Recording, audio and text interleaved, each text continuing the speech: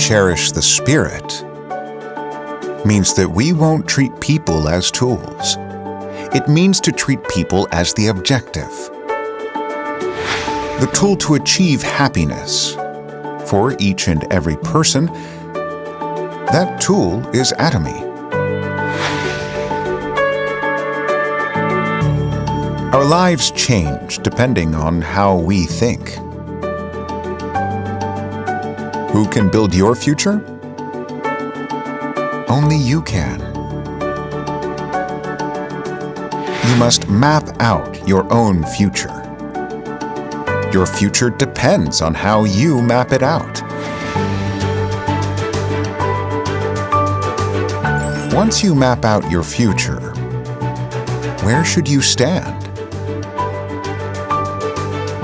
You must stand on that future you have mapped out. That is following the faith.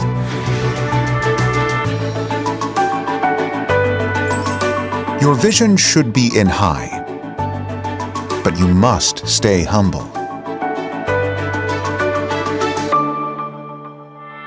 The basis of our behavior pattern must be humility.